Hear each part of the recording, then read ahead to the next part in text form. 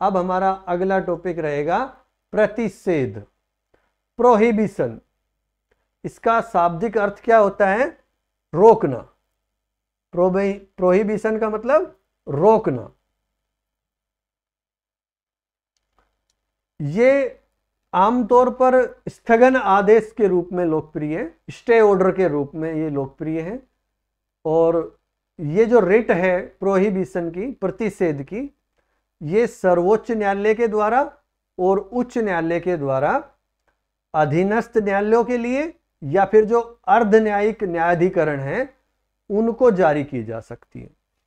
कौन कौन जारी करेगा? सुप्रीम कोर्ट और हाई कोर्ट, अधीनस्थ न्यायालयों के लिए और अर्ध न्यायिक प्राधिकरण न्यायाधिकरण जो भी है उनके लिए ये दोनों प्रोहिबिशन या प्रतिषेध की रिट जारी कर सकते हैं।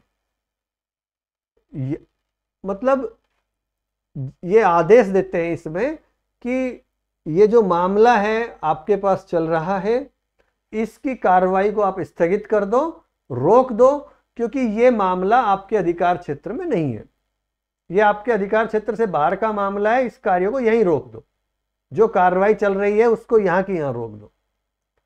मतलब ये जो रिट है ये विधायिका, कार्यपालिका या किसी प्राइवेट व्यक्ति या संस्था के विरुद्ध जारी नहीं हो सकती। ये केवल अधीनस्थ न्यायालय या जो न्यायिक या अर्धन्यायिक निकाय है उनके विरुद्ध ही जारी हो सकती है। और ये एक प्रकार की न्यायिक रिट हो गई इस हिसाब से तो। और ये जारी कब की जाती है? 2-3 पॉइंट है इसमें।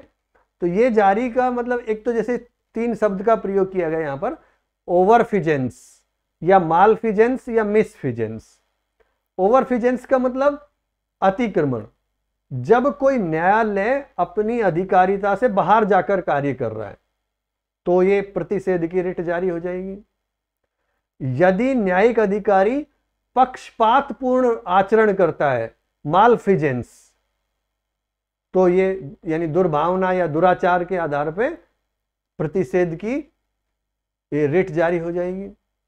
एक है मिसफिजेंस, गलत व्याख्या करना या गलत तथ्यों के आधार पर निर्णय ले लिया है। मान लो निर्णय लेने की मतलब उस मामले में गलत तथ्यों को अपनाया जा रहा है, तो फिर वहां पर यह रिट जारी हो जाएगी प्रतिषेध की।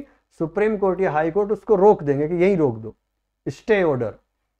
और एक मामला है कि प्राकृतिक अधिकार के जो प्राकृतिक न्याय के सिद्धांत है उनकी अवहेलना की जा रही हो। तो साथियों अब बात आती है कि प्राकृतिक न्याय क्या है। देखो इसके 2-3 पॉइंटों पर इसका हमें अध्ययन करना होगा। एक तो पहला पॉइंट यह है कि न्याय निष्पक्ष होना चाहिए, अर्थात कोई भी व्यक्ति अपने ही मामले में न्यायाधीश का कार्य नहीं कर सकता। एक तो यह प्राकृतिक न्याय है। दूसरा पॉइंट यह है कि न्याय केवल किया जाना ही पर्याप्त नहीं है, बल्कि यह प्रतीत भी होना जरूरी है कि वास्तव में न्याय किया गया है। और तीसरा पॉइंट प्राकृतिक न्याय का यह है कि न्याय करते समय दोनों पक्षों को सुनवाई का समान अवसर प्रदान करना चाहिए। सुनवाई के अवसर में यह बात भी शामिल है कि किसी मामले में मान लो कोई सबूत जुटाने, कोई साक्ष्य लिए जाते हैं, तो वो दोनों पक्षों की उपस्थिति में लिए जाएं, अकेले ना, पीठ पीछे ना लिए जाएं, ताकि दूसरा पक्ष चाहे तो उसका खंडन कर सकता है और उस पर उस समय ही बहस हो जाए। तो ये प्राकृतिक न्याय के कुछ सिद्धांत हैं। अगर इनको फॉलो नहीं किया है तो भी फिर ये रिट जारी हो सकती है, प्रतिषेध की रिट जारी कर सकते हैं। तो ये प्राकृतिक न्याय हो गया। अब ये स्पष्ट रूप से ध्यान रख लो कि प्रतिषेध का जो फैसला है, प्रतिषेध का जो रिट है, वो फैसला सुनाने से पहले जारी किया जा सकता है, फैसला नहीं सुनाया उससे पहले। ये तो साधारण सी लाइन है इसकी। थोड़ी सी गहराई में जाके इसका अध्ययन करें तो इस लाइन का यह अर्थ होगा कि प्रतिषेध का जो लेख है, प्रलेख है, जो रिट है, वो मुकदमे के प्रारंभिक चरण पर ही उपलब्ध है, अंतिम चरण पर नहीं। यानी सुनवाई पूरी होने के बाद, निर्णय नहीं दिया बेशक, लेकिन सुनवाई पूरी हो गई है, तो फिर प्रतिषेध का प्रलेख जारी नहीं किया जा सकता। सामान्यतः आपको यही लिखा मिलेगा कि प्रतिषेध का मामला फैसला सुनाने से पहले, ये प्रतिषेध की रिट फैसला सुनाने से पहले जारी की जा सकती है, लेकिन इसको गहराई से पढ़ने पर इसका यही अर्थ निकलेगा कि ये प्रारंभिक चरण पर उपलब्ध है, अंतिम चरण पर नहीं। देखो इसका एक छोटा सा एग्जाम्पल भी है। चारा घोटाला केस है, बहुत चर्चित मामला है। लालू प्रसाद यादव ने 1997 में अपने दल का गठन किया था, जो राष्ट्रीय जनता दल है, राजद उनका दल है, और इसके बाद वे फिर मुख्यमंत्री बने। इसके बाद एक रविशंकर प्रसाद की पिटीशन पर चारा घोटाले का मामला सामने आया था। इसके कुछ दिन बाद ही फिर जब ये कुछ स्पष्ट होता दिखाई दिया, इतना मामला तूल पकड़ता दिखा, तो लालू प्रसाद ने रिजाइन कर दिया और अपनी पत्नी राबड़ी देवी को मुख्यमंत्री बना दिया था। और इस चारा घोटाले के लिए रांची में एक विशेष अदालत का गठन किया गया था। 2011-12 तक फैसला निष्कर्ष तक भी पहुंच गया था, और मतलब जितने भी गवाह वगैरह होते हैं उनके आधार पर यह मामला 2011-12 में निष्कर्ष तक पहुंच गया था कि अब बस फैसला सुनाना बाकी है, सारे काम हो गए, फैसले की घड़ी आ गई। लालू प्रसाद यादव को लगा कि अब किसी भी तरह से नहीं बचा सकता, इससे नहीं बच सकते, तो फिर वो सीधे सुप्रीम कोर्ट चले गए। वकील थे उनके कपिल सिब्बल। उन्होंने सुप्रीम कोर्ट में तर्क दिया कि जो उस मामले के जज हैं वो नीतीश सरकार के जो शिक्षा मंत्री हैं उसके रिश्तेदार हैं, इसलिए हमें इस मामले में न्याय मिलने की कोई उम्मीद नहीं है। ये उनका तर्क था। तो सुप्रीम कोर्ट के जज ने इस मामले में कहा कि श्रीमान लालू प्रसाद जी, जदयू की सरकार सालों से चल रही है, वो शिक्षा मंत्री भी कोई आज ही तो बना नहीं है, वो भी कई सालों से है। ये आपको अभी क्यों पता चला? जब फैसले की घड़ी आ गई है, ट्रायल कंप्लीट हो चुका है, मतलब सुनवाई पूरी हो चुकी है, अब आपको ऐसा लगता है कि अब सजा होगी, तो आप सीधे सुप्रीम कोर्ट आ गए। अगर आपको ऐसा लगता था कि वो जज पूर्वाग्रह का शिकार है, तो आपको पहले आना चाहिए था। अब कुछ नहीं हो सकता। अतः प्रतिषेध का जो ये प्रलेख है मुकदमे के प्रारंभिक चरण में ही उपलब्ध होता है, अंतिम चरण में नहीं। ये स्पष्ट रूप से ध्यान रखने की बात है। प्रश्न गहराई में बढ़ते जा रहे हैं तो यहां पर इस तरह का प्रश्न भी पूछा जा सकता है कि वो निर्णय से पहले की जगह वो उसको ये शब्द भी दे सकते हैं कि प्रारंभिक चरण में प्रतिषेध मिलता है, या वो कंफ्यूजन यही होता है प्रतिषेध और उत्प्रेषण की रिट में। तो ये अभी अपने आगे पढ़ के इसको क्लियर कर देंगे। बस ये ध्यान रखना है, प्रारंभिक चरण पर उपलब्ध है, अंतिम चरण पर नहीं है। फैसला मतलब सारी सुनवाई पूरी हो चुकी है, उसके बाद ये रिट जारी नहीं हो सकती। इस मामले को नहीं रुकवाया जा सकता। सुप्रीम कोर्ट या हाई कोर्ट इस मामले को निचली अदालतों से नहीं रोकवा सकती। वो जो फैसला सुनाएगी फिर। तो परमादेश को पढ़ा, प्रतिषेध को पढ़ा। परमादेश रिट है, वो कुछ करने का आदेश दे रही है। प्रतिषेध रिट कुछ रोकने का आदेश देती है। और परमादेश रिट न्यायिक, अर्धन्यायिक और प्रशासनिक अधिकारियों के विरुद्ध भी जारी की जा सकती है, जबकि प्रतिषेध रिट केवल न्यायिक या अर्धन्यायिक अधिकारी हैं जो उनके विरुद्ध जारी की जा सकती है। तो साथियों, ये प्रतिषेध रिट के मामले का हमने एक ठीक ठाक सा अध्ययन किया है। अब इसको हेडिंग डाल के आप लिखो। नंबर 3, एक नंबर पे हो गया हमारा हैबियस कॉर्पस, दूसरे पे मैंडेमस, तीसरे पे प्रोहिबिशन। प्रतिषेध टॉपिक डालो और लिखो, इसका शाब्दिक अर्थ है रोकना। रोकना। नेक्स्ट लाइन में लिख लो, यह स्थगन आदेश अर्थात स्टे ऑर्डर के रूप में लोकप्रिय है। नेक्स्ट, यह रिट सर्वोच्च न्यायालय तथा उच्च न्यायालय द्वारा अधीनस्थ न्यायालयों तथा अर्ध न्यायिक न्यायाधिकरणों को जारी करते हुए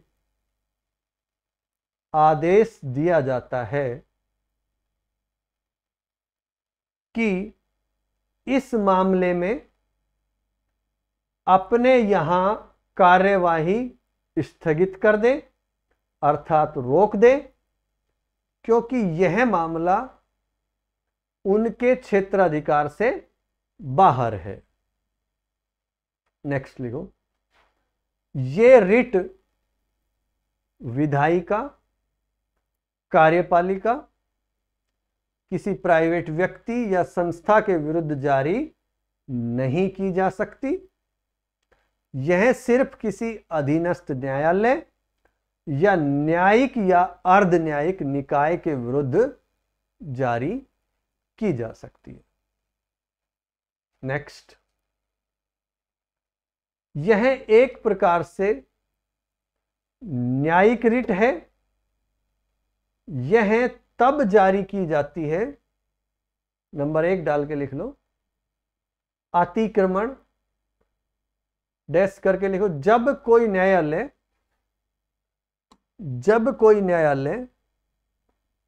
अपनी अधिकारिता से बाहर जाकर कार्य कर रहा हो। जब कोई न्यायालय अपनी अधिकारिता से बाहर जाकर कार्य कर रहा हो। नंबर 2, दुर्भावना या दुराचार, मालफिजेंस, जो भी लिखो, इसमें डैश करके लिखो, यदि न्यायिक अधिकारी पक्षपातपूर्ण आचरण करता है। नंबर 3, गलत तथ्यों के आधार पर निर्णय लिया गया हो, मिसफिजेंस। नंबर 4, जब प्राकृतिक न्याय के सिद्धांतों की अवहेलना की जा रही हो।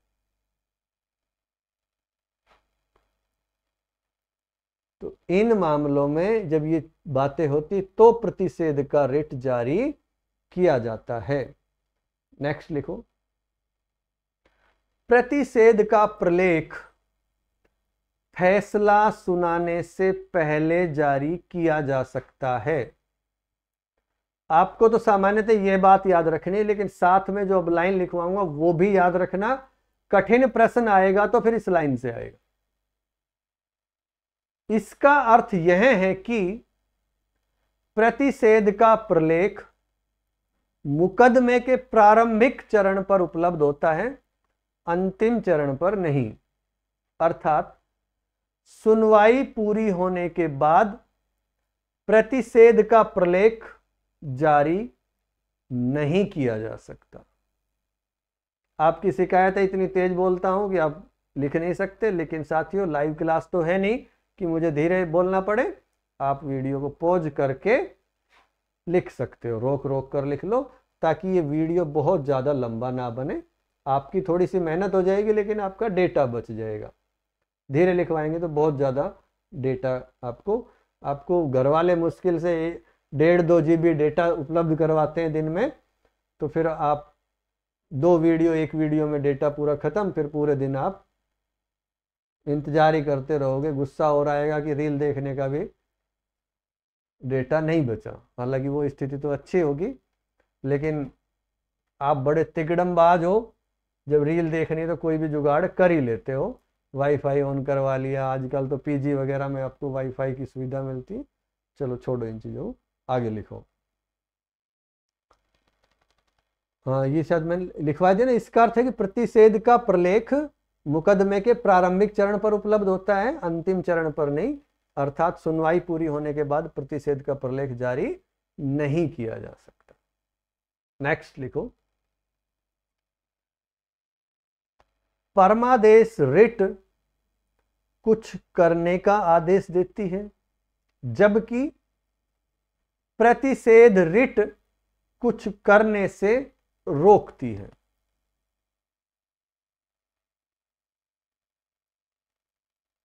नेक्स्ट लिखो, परमादेश रिट न्यायिक, अर्धन्यायिक और प्रशासनिक तरह के अधिकारियों के विरुद्ध जारी की जा सकती है, जबकि प्रतिषेध रिट केवल न्यायिक और अर्ध न्यायिक अधिकारियों के विरुद्ध जारी की जा सकती है। तो ये हो गई प्रतिषेध रिट।